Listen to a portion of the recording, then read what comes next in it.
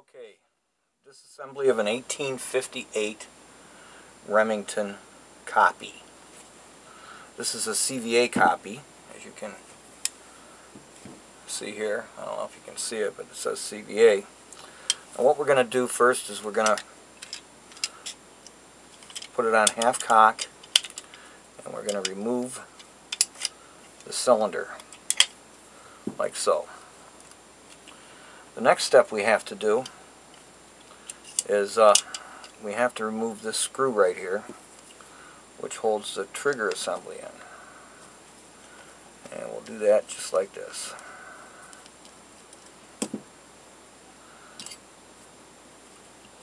Now we'll remove the grips quickly.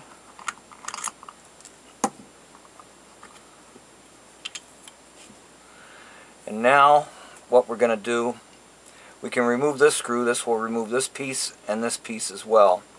We're only going to work on the trigger assembly though right now. So what we need to do is put the trigger back to rest. We need to back off on the hammer spring adjusting screw, which is right here. We don't have to take this out all the way, we just have to back off on it. Want that backed off. Okay, now that that's backed off, we're going to pop this hammer spring out. I'm going to kind of hang on to it. Use a wooden dowel and a plastic hammer. You see it just fell right out. Now we're real loose here. So the next thing we're going to do is we're going to remove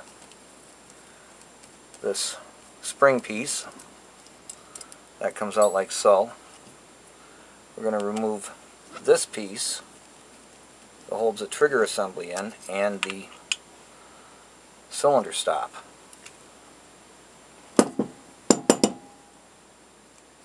There's the cylinder stop. Now comes the tricky part, because removing the hammer, there's a cylinder advance, I don't know what you really call it, right here. Well, we can't pull it out this way, so we have to push it down this way. And in order to do that, we have to get it just right, like so you can see that screw. The screw is then removed. It's not in there tight. It doesn't have to be because it's not going anywhere. My screwdriver is just a little bit too wide, but I got it. Okay, so that screw comes out. Then the hammer comes out, and the cylinder vance comes out the bottom. So that's how you have it. Now we're going to put it back together. So the hammer goes in. The trigger assembly has to slide in a groove in there. Then you have to line this up. Lining it up is fun. Then we're going to put the screw back in. Like I say, it does not have to be tight. That's good enough. Okay, now that we got that in, I want to put the screw in for the hammer before I can put the spring back on. And it's done just like this. Snug that up. Okay, that's good. Now this rides underneath here, so put it in and then push it up, and it's going to hit the ball there. This is the fun part, because this way you have to use a wooden dowel. You have to kind of strike at an angle like this to get this in. Once that's in, and it's even on both sides flush, you can now tighten up your hammer spring. You can adjust it to wherever you want it.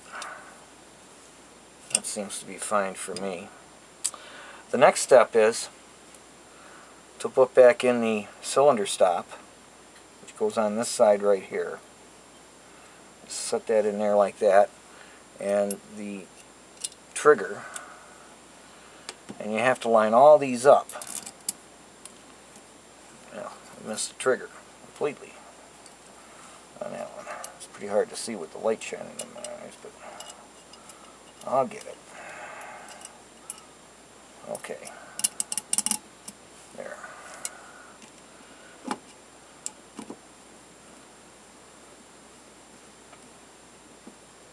Okay, snug that up.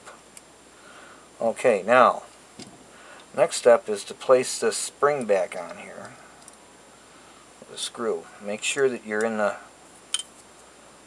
slot, because if you're not, it's not going to work for you.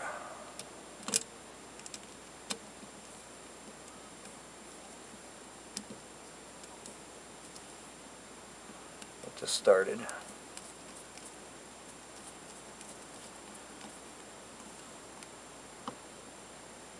You want that snug as well.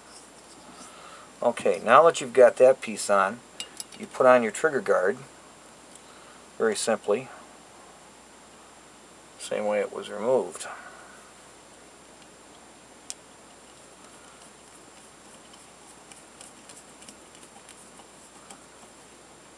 Snug that up. Now we're going to put our grips back on, and there's locating pins for the grips, the handle. And we don't want to over tighten this because you'll crack the wood. Strip the brass. The grip's not going to come apart on you. Okay, so now we put it back in the half cock position to reload the cylinder. This is always tricky. You just got to spin it. I spun it too much. I'm usually faster with this than I am right now, but I got there.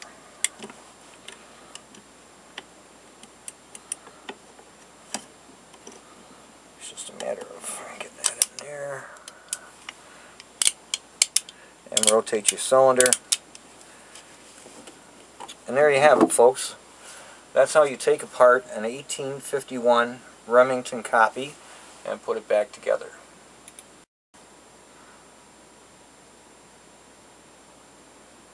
Okay, folks, I told you it was an 1851. It's not. I'm correcting that now so you don't send me a bunch of text on my YouTube. It is an 1858 Confederate Army. It's a Confederate Army because it has a brass frame right here. The Union had more steel, so they made theirs out of steel. This one is brass, so this would be made as a copy of the Confederate Army. So there you have it, folks. I hope you enjoyed the video.